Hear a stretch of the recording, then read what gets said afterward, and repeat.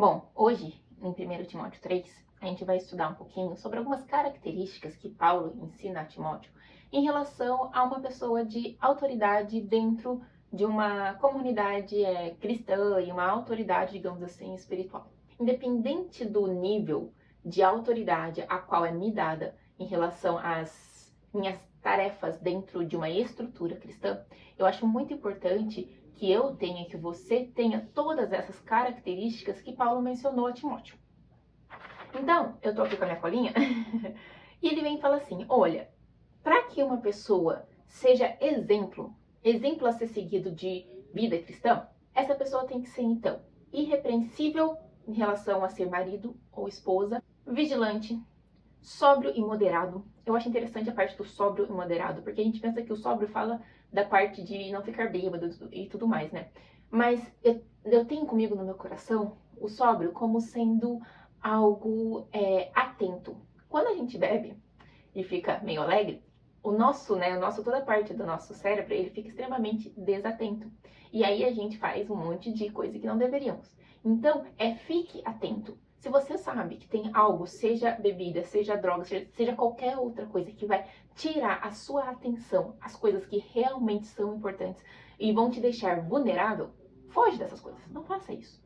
Então ele continua, né? Vigilante, sóbrio, moderado, honesto, hospitaleiro, apto para ensinar, com bom testemunho ao que estão de fora, guardando o mistério da fé numa consciência pura, que a gente já viu nos outros estudos, né, que a consciência pura faz parte da característica da doutrina cristã, não maldizentes, isso é fofoca, fiéis, e eu acho interessante que ele falou assim, marido de uma só mulher e vice-versa.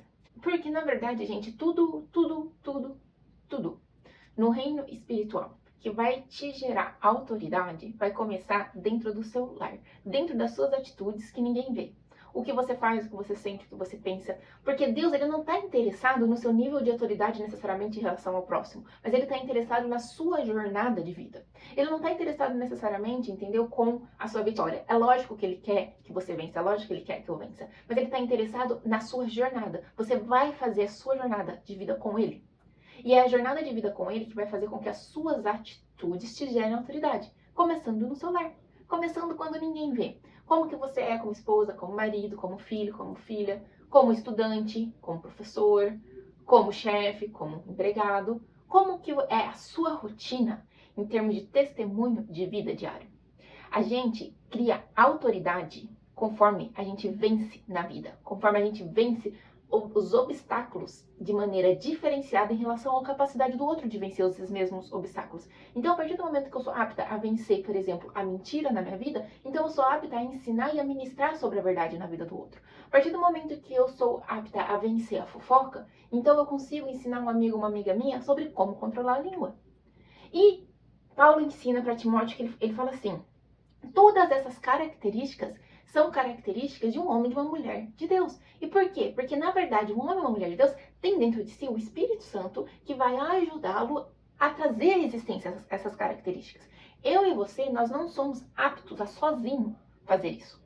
Tem uma história, que eu acho que minha mãe que me contou, se eu não me engano, que um cara chegou para uma autoridade espiritual e falou assim, senhor, eu tenho muita vontade de parar de fumar. Eu acho que o meu vício com cigarro não é legal e tudo mais, eu quero parar de fumar, mas eu não consigo fazer isso, e toda vez que eu fumo, então eu fico com vergonha de chegar até Deus em oração, em leitura da palavra, e aí eu vejo que eu me afasto. E aí diz que essa autoridade espiritual falou assim pra ele, querido, você já experimentou convidar o Espírito Santo para fazer parte do seu ritual de fumar cigarro? Convide ele, fume cigarro e converse com o Espírito Santo, fume cigarro falando com Deus. E conforme você vai fazendo isso, vai observando o que vai gerando dentro de ti. E conte pra Deus a sua vontade de parar de fumar. Mesmo fumando. Espírito Santo, eu gostaria muito de parar de fumar, eu não acho legal, mas eu tô com dificuldade, eu não consigo, Senhor, me ajuda. Me ajuda a não desejar mais isso. Eu não quero mais desejar esse negócio que me vicia, por exemplo. E aí esse cara foi, então, acho muito estranho, né? Porque é estranho você pensar que, tipo, como assim? É um vício e eu vou falar com Deus sobre isso? Sim, Deus é intimamente interessado na sua vitória. E ele vai te capacitar a sua vitória. Então aí disse que o cara foi lá e conversou tal, e começou a fazer. Então toda vez que ele queria fumar, ele ia lá e conversava com o Espírito Santo em relação a isso, fumando. E foi indo, com o passar do tempo, ele foi perdendo esse desejo, ele foi perdendo o desejo, e não tinha mais essa ansiedade pelo cigarro, e conseguiu parar de fumar de uma maneira entre aspas, natural. Por que entre aspas? Porque na verdade foi uma maneira sobrenatural do Espírito Santo capacitando ele a vencer essas coisas. Então, sozinho eu não consigo ser uma pessoa vigilante, sóbria, moderada, honesta, hospitaleira, apta a ensinar e repreensível. Mas eu sei que se eu chegar diante de Deus e eu pedir para Ele me conduzir, para o Espírito Santo me conduzir, me ensinar, para o Espírito Santo me capacitar, para que Ele me dê ouvidos a ouvir, para que eu fique atenta na maneira de processar as informações, certamente Ele me tornará uma pessoa apta a trazer à existência todas essas características que Paulo menciona.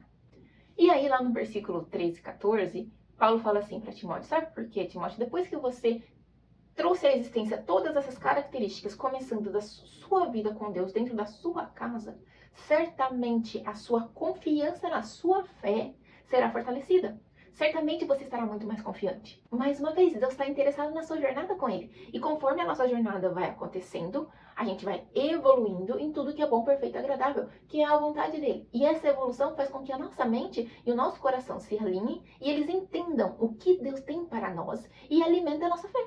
Caso contrário, haverá sempre uma desconexão entre a nossa mente e o nosso coração, e essa desconexão ficará afrontando a nossa fé. Paulo termina 1 Timóteo capítulo 3 de uma maneira linda.